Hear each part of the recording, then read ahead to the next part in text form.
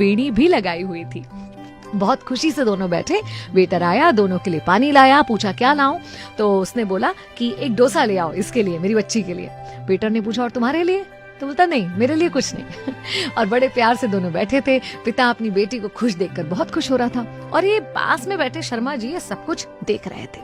इतने में थोड़ी देर में उस व्यक्ति का फोन बजता है, कोई पुराना छोटा सा फोन, वो बजता है, उसका फोन उठाता है, अपने मित्र को बहुत उत्साह से बता रहा था कि अरे होटल आया हूँ बिटिया को लेकर, आज इसका जन्मदिन है ना, और मैंने इससे वादा भी तो किया था कि अगर तुम क्लास में पहला नंबर आओगी तो मैं होटल में ले जाकर डोसा खिलाऊंगा, तो बस होटल आया हूँ उसको डोसा खिलाने। फिर एक छोटा सा पॉज लेता है और दोस्त से कहता है हम दोनों, नहीं नहीं हम दोनों कैसे डोसा खा सकते हैं, हमारे पास कहाँ इतने पैसे, मेरे लिए तो घर पर दाल चावल बना हुआ है, मैं जाकर वही खाऊंगा, बिटिया को यहाँ पर लेकर आया हूँ। और फोन रख देता है। ये सुनकर ना शर्मा जी बड़े मार्मिक हो जाते हैं और उनके मन में ख्याल आता है कि व्यक्ति चाहे गरीब हो या अमीर, अपनी बेटी के चेहरे पर मुस्कान देखने के लिए वो कुछ भी कर सकता है, और वही ये व्यक्ति कर रहा था। शर्मा जी अपने चाय के पैसे देने काउंटर पे जाते हैं तो साथ में 2 डोसे के भी पैसे देते हैं और होटल के मैनेजर से कहते हैं कि उस सज्जन के लिए 1 डोसा और ले जाओ, दोनों डोसास का बिल मेरी तरफ से। उन्हें बताना मत कि ये इस तरह से हम उन्हें मुफ्त में दे रहे हैं, बल्कि उन्हें कहना कि बिटिया के प्रथम आने पर, उसके जन्मदिन पर होटल की तरफ से उसके लिए इनाम है, और बिटिया को आशीर्वाद देना कि आगे और अच्छा पढ़े।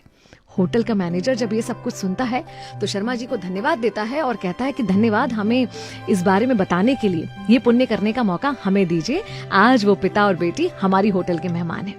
वेटर जब दूसरा डोसा लेकर पहुंचता है, साथ में मैनेजर भी जाता है, तो ये आदमी हड़बड़ा जाता है, बोलता नहीं नहीं हमने 2 डोसे ऑर्डर नहीं करे, हमने तो एक ही ऑर्डर करा था।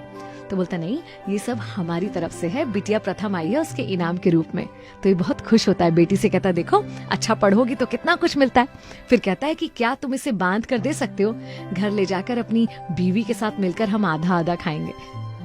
उसका मैनेजर कहता है कि बिल्कुल चिंता मत कीजिए, ये आप यहीं खा लीजिए, आपके घर के लिए 3 और डोसा और साथ में कुछ मिठाई के डब्बे बांध दिए हैं, घर जाकर बिटिया का जन्मदिन धूमधाम से मनाइएगा और मिठाइयाँ इतनी हैं कि सारे पड़ोसियों को भी खिलाइएगा।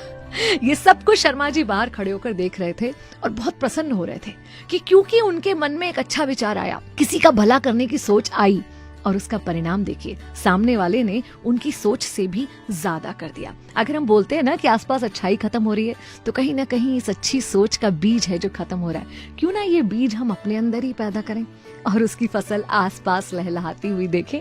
मैं भी नहीं आपके साथ